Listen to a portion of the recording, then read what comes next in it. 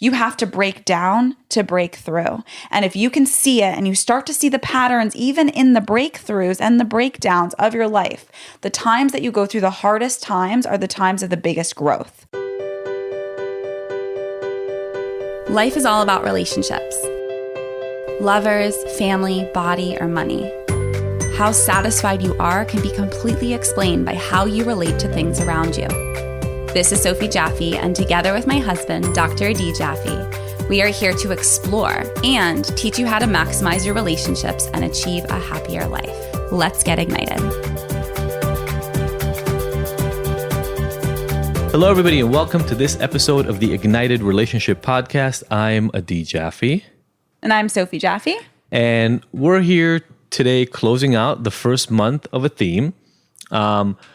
This month's theme was the connection between mind and body, the biology-spirituality connection. We had some amazing guests. And as you're listening to this, we're actually on vacation in Israel. Yep, 3 weeks in. Yeah, hopefully you've been watching some of the lives and sharing that we've done all across social media from that. But this leads perfectly into next month's theme, which is going to be adventure. So hold on to your hats. It's going to be really, really cool. And we're going to have a lot of stories to share from our own adventures, but also from some amazing guests. And so before we get into this going deep, I want to share our review of the month, and it comes from May Day Stay. I discovered Ignited during the hardest time in my life, and I will always be grateful for the peace and hope that it gave me. I continue to be inspired by each episode and guest, and of course, Sophie and Adi as well. The times I felt so alone, it was as if I had two friends in my corner, even though I don't really know them at all. Thank you so much for the work you both do. XOXO. So sweet. Thank you, Mayday. Again, you guys know we do this for the impact, and we try to be as honest as possible so that you guys can learn and benefit and live this ignited life. So thank you so much for sharing that with us. You have a quote for us, don't you? Yes. So this is one of my favorite quotes of all time. Marianne Williamson, if you don't already follow her, listen to her talks, she does beautiful spiritual work. And this quote is one of my favorites. And I say it at the end of yoga classes sometimes. So she says, "Our deepest fear is not that we are inadequate. Our deepest fear is that we are powerful beyond measure. It is our light, not our darkness, that most frightens us." She's just so profound. And I love that so much as we talk in this Going Deep episode about spirituality. And I'm sure I would love to have Bruce Lipton and Marianne Williamson in a room. Can you even imagine? Oh, that would be so cool. Hey. Dreams happen. Yeah, we make them happen. It's gonna happen. We make them here on Ignited. So we'll do that. And I mean, that ties so well into the stuff that we heard from Bruce about really the ability that we have to reprogram our brain, right? I mean, in that quote, Marianne flips that equation. So many of us work all the time on our inadequacies, and she's telling us that's not your biggest problem. Your biggest problem is not thinking you're inadequate. The biggest problem is the fear you have of rising to your potential. Right, from being your brightest self. Yeah, and Bruce talked so much about how a lot of the programming is subconscious. It's stuff that actually happened before you remember, before you could really process. He talks about up to the age of 7. And so I think those work so well together, right? If you had programming, if you had experiences that showed you that you have to dim your light, you keep focusing all your time on how your light is dimmed instead of focusing on how to turn it up. And really just dropping into the present moment. What are you holding on to from the past? Yes, we've been through really hard times, past traumas, hurts, despair, mistrust, all of these really difficult things that we do need to practice forgiveness on, and we do need to get through, and we do need to heal from. But at a certain point, it's about dropping into the present moment and recognizing, I don't want to be held back by that thing that happened anymore in my childhood, last week, in my relationship. I don't want to be held back by the love that I didn't receive, by the experiences I didn't have. Instead, I want to be fully in the present moment of love and what is working, of my truest light. Yep. And Bruce talked about how so much of that is mindset. We talk a lot about mindset and how, the way to become not victims is to actually recognize our own behavior is sabotaging what's happening in our lives. And we have a story from our own past that really kind of speaks to the early stages of us. I was in grad school. That's where we met. We were living together, and you came to me kind of introducing this thing that I'd never heard of before, alkaline water. Yep. And, in Adi and I think like we've prefaced this before, but I'm sure you can catch on to the fact that we're very different in some of our fundamental processing in terms of Adi being more science-based. He has his PhD, studies psychology. I'm much more spiritual. I'm a yoga teacher. I'm in wellness and power of thought and intuition. So we have these beautiful strengths that are different and that make us unique. And the cool thing about this month is bridging that gap. And that's why people like Bruce Lipton are so amazing and fascinating to us, is because it is the bridging of the two worlds that we exist in. And through the years, we've had the funniest experiences and some of the hardest trying to bridge the gap. And in the very beginning, we were Adi was still doing his PhD at UCLA. So it was in the very first 1 or 2 years of our relationship. And I was drinking alkaline water all the time at the juice bar I was working at, and went on and on and on about how amazing it was and how I felt so good. I had so much energy. My skin was clearer, my eye color, I was just brighter. And I also was eating a much more raw vegan diet. And it all kind of spirals into each other, right? Like the positive stuff always kind of spins you into more positive stuff. And the same thing goes for negative. And I just was chatting about it on a run, and Adi was like, I just don't believe it. I don't think it's possible that this water could maintain its alkalinity in a container days, hours later. I just don't think it's possible. It's not scientifically possible. Yeah, I mean, well, water is kind of this basic thing that's supposed to be at 7 pH. That's like the most neutral pH. It's in our body. It's explained over and over and over as this water is neutral, and that's kind of where it goes. And then to be confronted with this notion that there's water that is not. Now, the process, that water goes through processing to get there. But yeah, it was an impossibility in my head to cross over to, all these things in my life. To it even being possible. And I had all of these, big aha moments, and this is happening, and this is happening, and it tastes different, and it seems different. And he just didn't believe it. He wouldn't take my word for it. I believed it tasted different and good. It was always, for me, it was like, well, what's in it? Like, what am I drinking? Because it's not just water. Sure. So long story short, you give me a bottle. Yeah. You give me a bottle, and I work in a lab at UCLA. So I'm like, fuck it. I'm going to go take this and test it. And we had this really expensive pH meter that we were using in the lab. So these aren't even like those strips. It's like a digital pH meter on a bench. You put you put your container in, you pour in what you have, and then you put this dipstick in. And I do that, and it reads 8.9. Yeah. Almost 9.0 pH. And I'm like, oh, you're right. It is at a 9.0, which I think it was sold as a 9.0 alkaline water. And for me at the time, I needed the physical proof. I needed to see it in front of myself. And then I could go on this whole exploration of what does it mean and how do they do it and the hydrogen atoms and all this stuff that is included in it. But it was the opening of the window. Yeah. Right. It was I needed the scientific physical proof in front of me to be able to make the connection. And some of us need that sometimes. Yeah. And that is a great segue into Bruce and his aha moment. Yeah, Bruce was a cell biologist, right? And it wasn't until he started really paying attention to what the cells were telling him, what the science was telling him, that he started opening up to, there's more happening here than I'm being taught in textbooks. And then eventually there's more happening here that I'm teaching other students. And he started expanding into talking about energy and the relationship of cells to energy. And that brought in this entire different world that in the episode he actually mentioned had to do with his relationship. Right. His marriage. It changed his partnership and the way that he saw the world and interacted with everything in the universe. So I think, for us, that was definitely one of those moments. That was definitely one of those experiences that opened up the door. And over time, we've learned, I learned for sure. I think you said this before, Soph, that because I was so questioning earlier on in our relationship, that it made you sometimes go and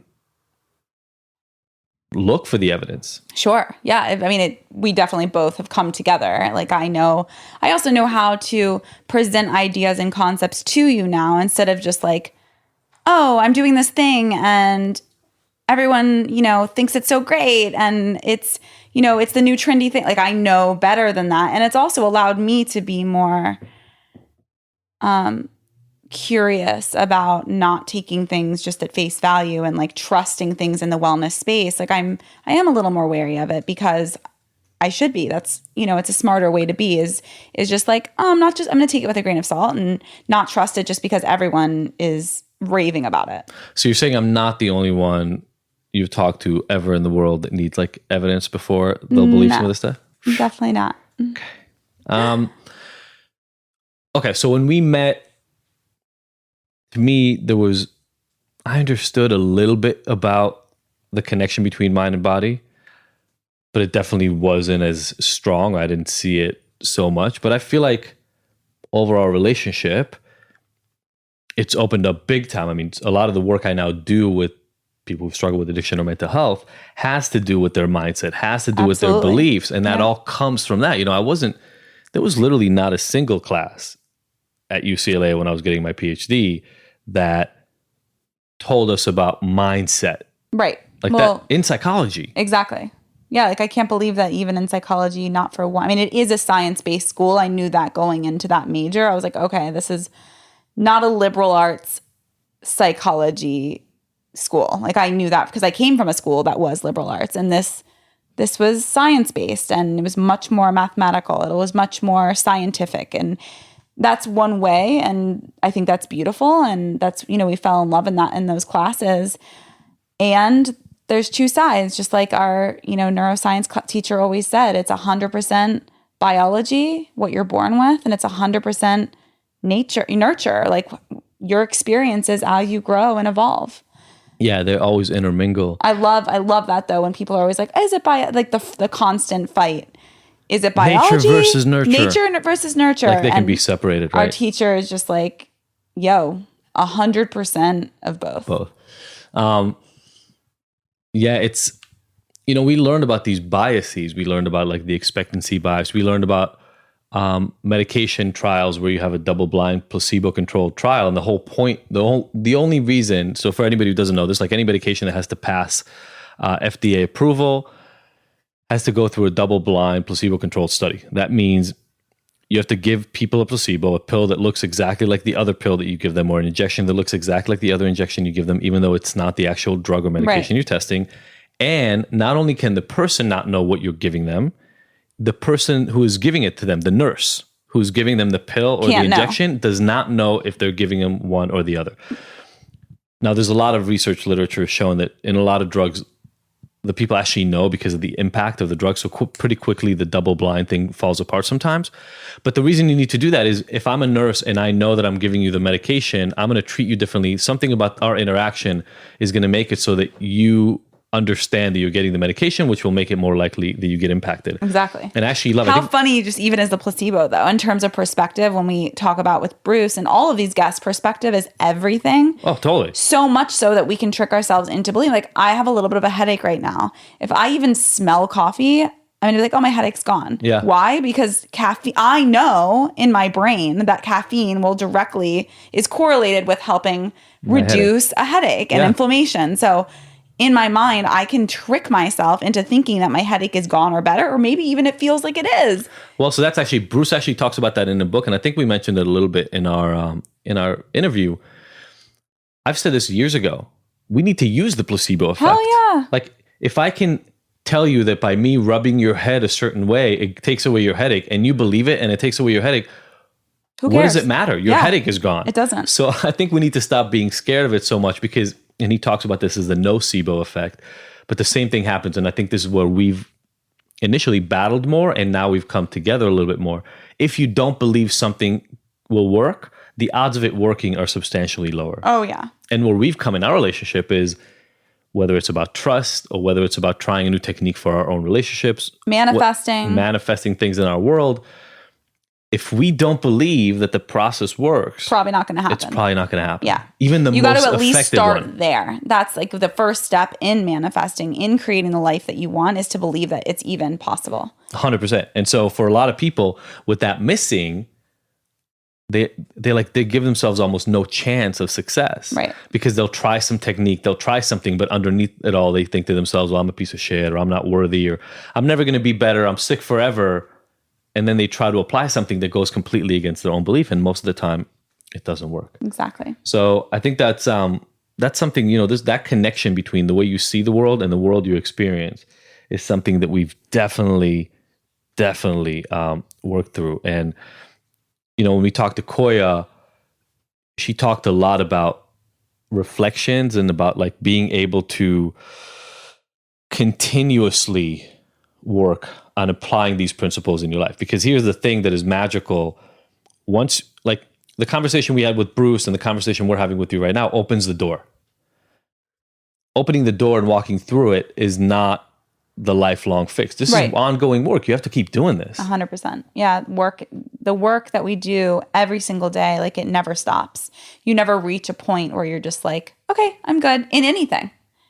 In athletics, there's never a point where you can be like, okay, I worked out enough times in my life. Now I don't have to. My body will just be strong and healthy forever. Like, no, it's a constant work. Our brain's a constant muscle. Bless you, Luca. It's a constant stepping in, even in relationships. It never ends. Like sometimes I feel so exhausted and drained by it all because I'm just like, I've put in so much work in my relationships. I show up. I'm such a good friend. I'm such a good wife. I'm such a good mom. Like, can't I just be done? Like, can't it just all just fly? And it just doesn't work that way. Yeah. And that's part of the reward to it too, is that you are constantly chipping away. You are constantly showing up to it and in a different way. Like the perspective that we have towards it is ever evolving and ever changing. Yeah. And I mean, I could see, given the conversation we're having, that part of the work is changing the perspective to appreciating and loving that that's the journey you're always going on. Of course. It's just also, I'm human, and sometimes I'm like, I've done enough. I'm gonna roll my sleeves back down because I'm tired of having them rolled up all the time. Yeah. My life has been a constant hustle, and that's what has given me this beautiful life in all respects. And it's exhausting. Like, it's beautiful, and it can be both. Like I walked in and I told Eugene, who works for the podcast, like, yeah, it's just been a busy day. Well, that's true. And you know what? I would want it no other way. I have 3 kids and 3 businesses and all this busy, beautiful, full stuff. I want it no other way. And the truth is I was in the car for 2.5 hours today. Like, that's not actually fun. Like, I had the perspective of, I'm going to enjoy it. I'm going to play games with Leo in the car. I'm going to listen to our podcast. I'm going to do all these things. But like, it's not fun sitting in the driver's seat for 2.5 hours in traffic in LA. Like, no matter what, no matter how much you make the grass greener and the flowers, like I can have these beautiful perspectives. And at the end of the day, I'm still grateful and human. So what I'm hearing you saying is that you think there's a limit to maybe at least your individual perspective, but to the power of perspective to change the way you look at your reality. I think that for me right now in my growth, I'm at a point where I like to stay realistic about things, and I like the humanness, because like if you can't laugh at yourself and you can't have fun around certain experiences. Like if I think that if my head were in the clouds constantly and I was constantly all the time, painting everything with pink, like I think that there was a time in my life where I was that way and everything like rose-colored glasses. And I think now it's like, the reality is that it is hard. Like I have like, a very full life that there are some challenges. And I think that is part of where I'm at right now in my growth is to appreciate the wholeness of it, the shadows, the darkness, the challenges, and the beauty, the light, and all of that. And I think that maybe at some point, maybe when I'm older, like I'll come back to that just light. But I think that there's also a beauty in just being like, yeah, like I roll up my sleeves every day and I do the work, and there's some beauty and there's some hardships. I think that they're both true. And you've helped me see a lot of that. Like a lot of the friends that I'm closest to now and you have helped me realize that like nothing's perfect, and it's not always like sunny and beautiful every single moment of every single day, and that's okay. And I think that that's part of what makes me human and humble and, you know, attracts people in this world to me is like, it's okay. It's okay to like experience both. And that life at the end of the day is still really beautiful. Yeah. As you're saying, that part of me is kind of like almost like sad that I've introduced more of that shadow. Because for me, it's been the opposite, is introducing more of the light. But I guess that is... But we're coming to a balanced place, right? Like we're right at that like half moon where it's like it is half full. And I think we're both... It helps us be closer to each other to see both sides. Yes, I could have lived an entire existence being in that sunny place. But also I like having the depth that I do now where I do recognize the darkness and the challenges. I wouldn't say ever that I'm a pessimist. I don't think that, you know, I don't wake up in a bad place, but I do. But that's because I bring Noah to you, and because you bring Noah to her me. face looks like it does, and so all you can do is smile. Exactly. We all need a little Noah in our lives. Yeah, I think that there's a balance. I think we're all at different phases, you know, like maybe when I'm Bruce's age, maybe I'll get to a point where like I'll find all that again, but my life is full, and that's just a reality, and that fullness can feel intense. Yeah. And I'm carrying the weight of the world on my shoulders, and I love that I carry everything, and then I'm like, you know, it's like it's both. It's just both right now. Yeah, yeah.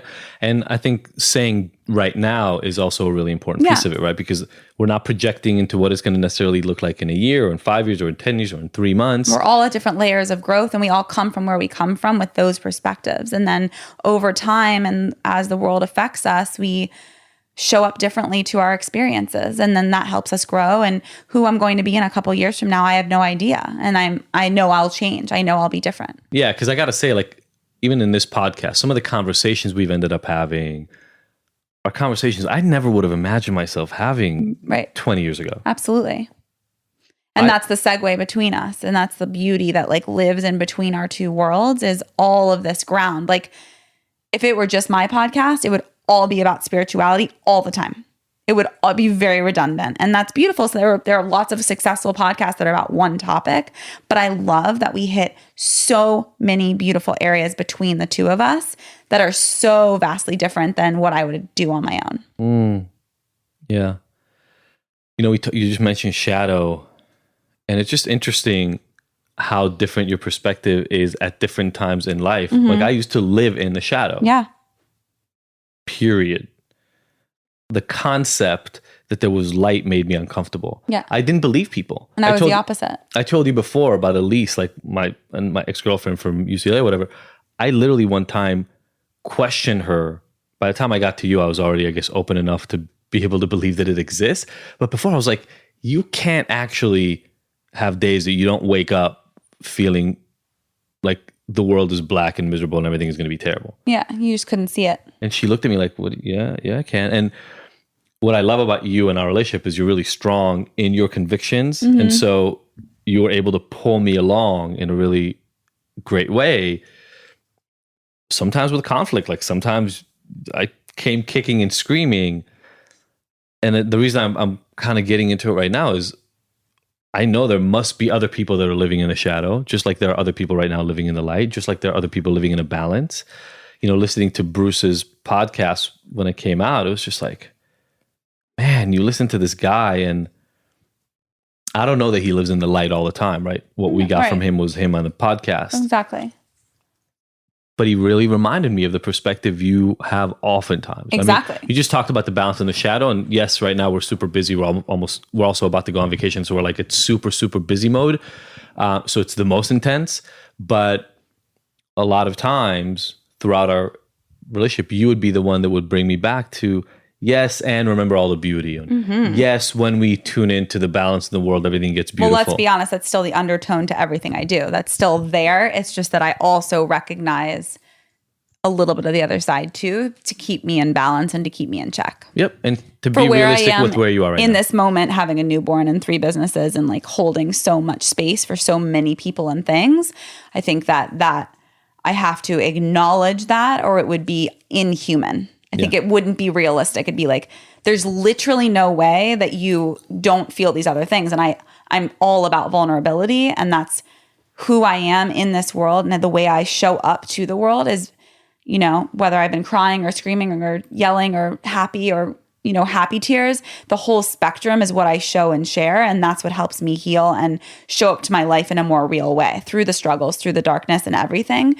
even though like we're all on different levels of what that means. Yeah. And like the Marianne quote that you use, you can take it as the scariest thing, that it's all about perspective, or you can take it as the most empowering thing, that it's all about perspective. Absolutely. Because to realize that you're stuck in the shadow and it's all about perspective is to realize that you are keeping yourself stuck in the shadow, because if you change your perspective, there'd be more light. Yep.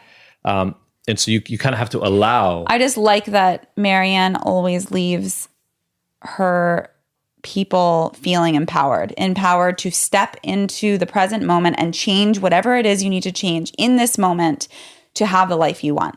Yeah. It's just everything.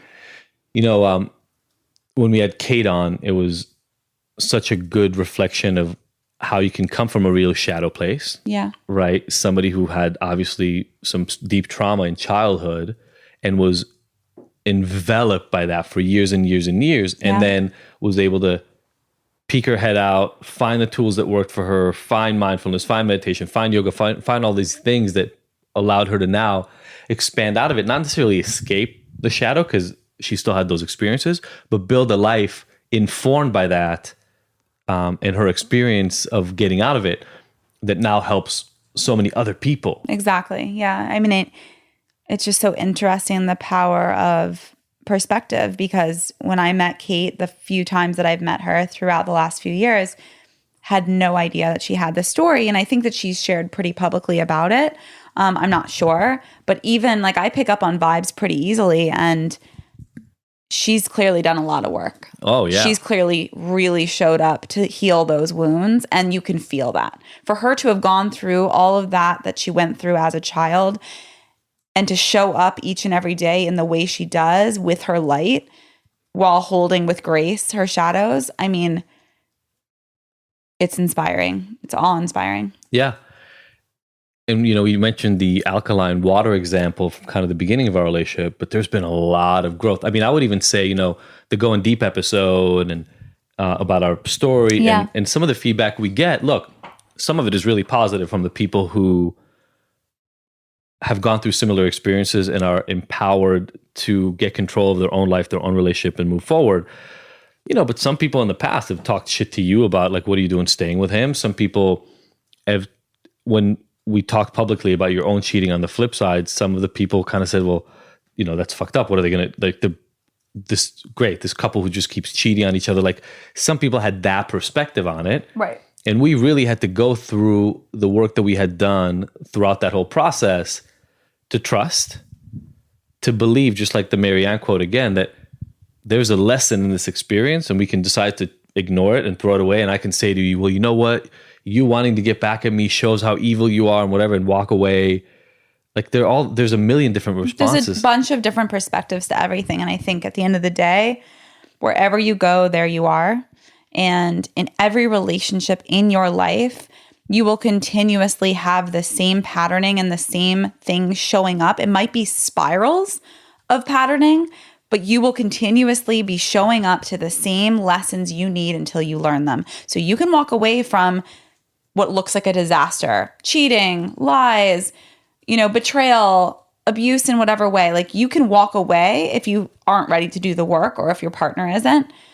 But when it comes to the actual deep growth in this lifetime that you're going to have to face, it's going to keep coming up for you. Yeah. So for me personally, it allowed me to see different sides to myself in going through these processes with you. And we all have our own stories behind why we do what we do. And I've shared in depth about, like, my reasoning and your reasoning and all of it and our past histories. But really what it's all about is just showing up and saying, like, I still love you. I want to do this together. We have a family. How can I learn and grow from this? And where is the lesson? What's the lesson? I know. And totally. and like the people that were the most evolved in our lives to be like, wow, this is great news. Here's why. Because you're going to have the biggest breakthroughs. You have to break down to break through. And if you can see it and you start to see the patterns, even in the breakthroughs and the breakdowns of your life, the times that you go through the hardest times are the times of the biggest growth. I am such a more, like, in-depth person who can honor those dark sides to who I am. Like I had to go to those dark corners, and it, I'm grateful for it. I'm grateful for all of it now. Yeah. And if we hadn't visited, like if you don't visit the dark corners, if you don't understand, if you don't shine light on them, it doesn't make them go away. No. It just makes them stick around. Exactly. And they're going to show up in some way, somewhere, or build up in the body as toxins, build up in the body as stress. Build up in the body. And what does stress do to your body? It breaks it down. It makes cells go crazy. And when cells go crazy, it creates cancer. Yeah.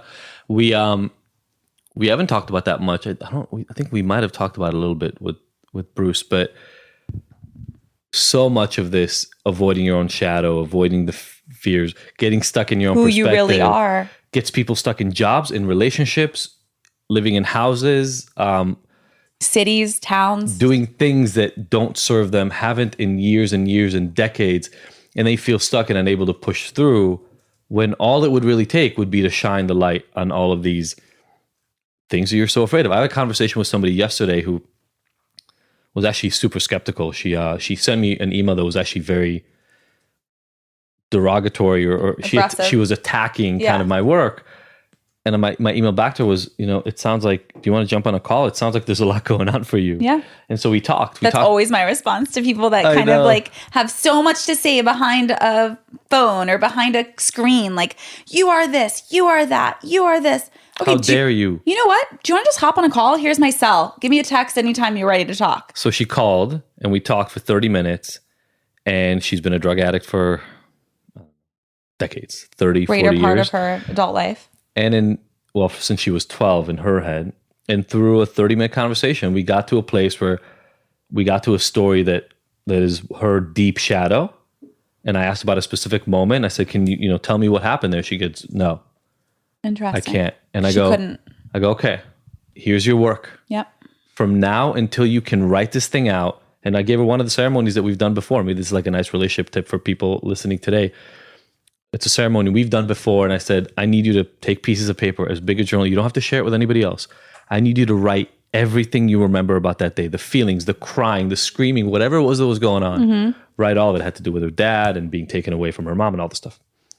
Write the whole thing out on paper as detailed as you remember it. You cannot run away from this memory. It's like a resident in your brain. Yep. And when you're done, read through it, process it, sit with it, and then burn it. Yep. So you can get rid of it. Nobody else will ever see it.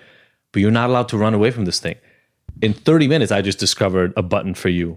Imagine what's happening to you every day in life as you're walking on the world, being fed by these fears. And you also don't want to walk around in your own life on eggshells. You don't want little tiny points in your life to be a point of contact that you walk by it and then it blows up. It triggers you. I don't want any of that in my life. I don't want any triggers. I want to work through everything to the best of my ability. There will be things that come up along my journey again. But if I am so tuned into myself and my journey, and where those things do come up and why, and work through them in my ways and with trusted, professionals, that's where it's at. That's where the magic is. That's what life is continuously pushing through, having breakthroughs, having breakdowns, growing, expanding, contracting. There are moments where you're going to share and be so vulnerable, and then you're going to want to contract because that's a natural response.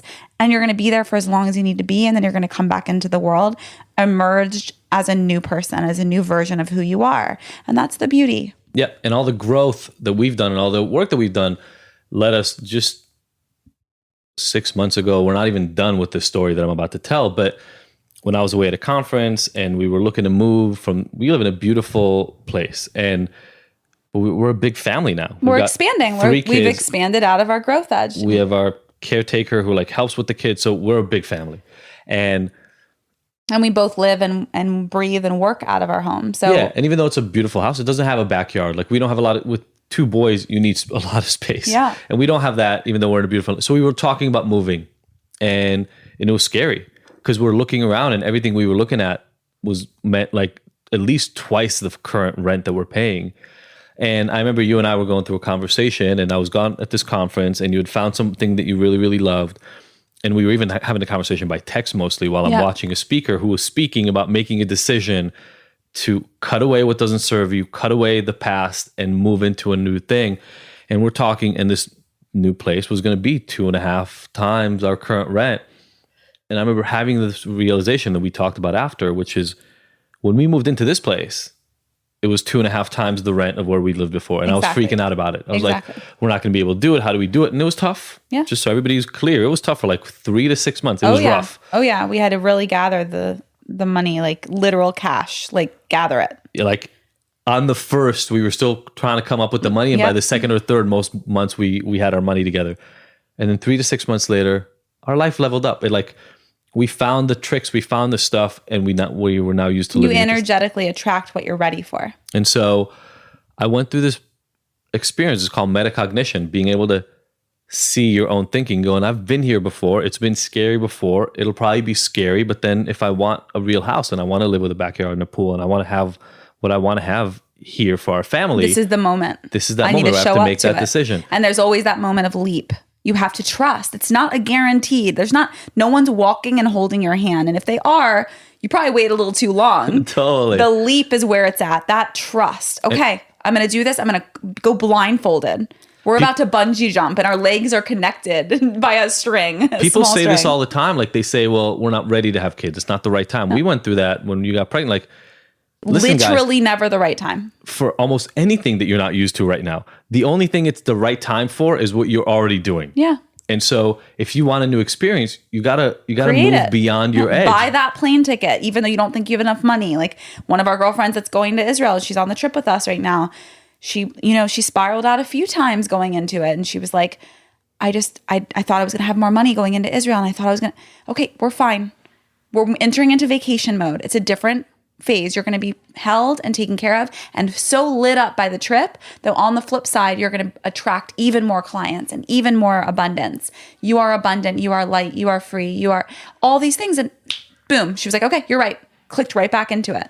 Yeah. It is a perspective. It is. And, it's meant to be scary. It's hard. It's hard when you realize that it's scary. That speaker that I was talking about that I saw at the conference, he has, I think his book is called like From Garbage Man to Money Man or something. He literally, after college, like his job was on a garbage truck. And he was starting to do money advising for people. And he was talking about the dichotomy. Mm-hmm. Like it took him like 5-6 years to learn enough himself to be able to have the knowledge, be the person that could help other people. But if he didn't take the leap, he never would have gotten there. Right. So sometimes you got to jump into the journey before it feels like you're ready for it. Absolutely. And we now get to live this life because we've jumped God knows how many times. Yeah, I think that and just that the security is in knowing that it will feel uncomfortable, but that on the other side, you will be so much more grateful for it. Even if it doesn't work out in the way that you hope it will, the lessons that come out of it are worth all of it. Yep. And we know we didn't actually move into that place. And now in retrospect, I see all the reasons that we didn't. Like in my dreamiest of dreamy, we have more nature surrounding us. In our dreamiest of dreams, we have like a body of water close by. Like it's as you keep dreaming and expanding and you really leap into something full on without too much attachment. We also didn't have too much attachment to it. When it wasn't lining up as we hoped it would, we walked away with grace. And that is part of the key. We weren't fighting it. We weren't holding on to the landlord's shoulders and like shaking him and making him see it our way. We were like, oh, this isn't actually going to work out. Okay, we're going to walk away and be just fine where we are right now. Somebody asked me that while we were going through the process. I don't remember who it was. Maybe Rochelle or something. Somebody was like, what's going to happen if it doesn't work through? Is Sophie going to be okay? And I go, 100%. Yeah, like 100%. This is how Sophie does it. Well, even she like, goes all in. Yeah. And even with baby girl, like with Noah, people were like, well, what if it's a boy? I'm like, it's not.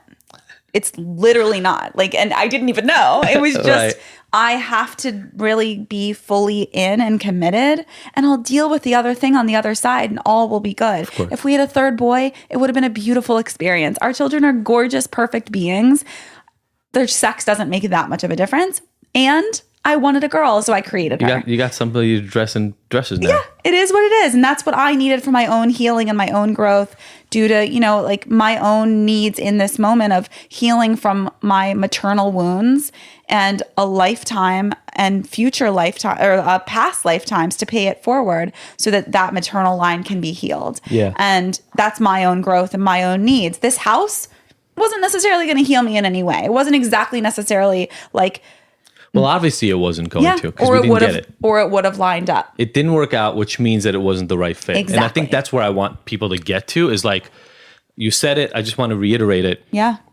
Go in with the belief and then trust that if it didn't work out, the lessons are what you were supposed to get from the experience. Exactly. You're either going to get the thing or you're going to get the lessons. I am one or the so other. much more prepared now for when we go into our next health situation, the one that will be the right choice, because of that experience. I didn't know what I was doing or talking about. I know so much more about the market. I know so much more about what to look for.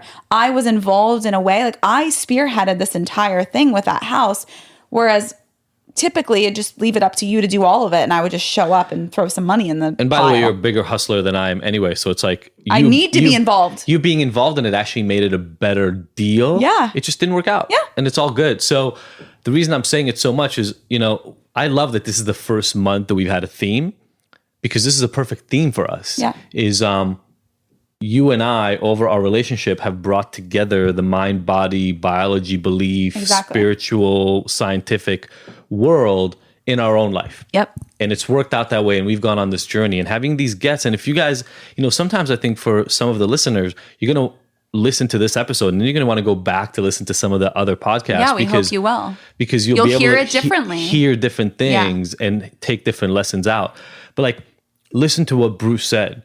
You are acting on automatic programming that is making you do things that are not necessarily in line with what you want to do, but they are just the way your brain, your body, your belief system is programmed. And I would love to hear your aha moment from this month. Like the month of June, what is your aha moment?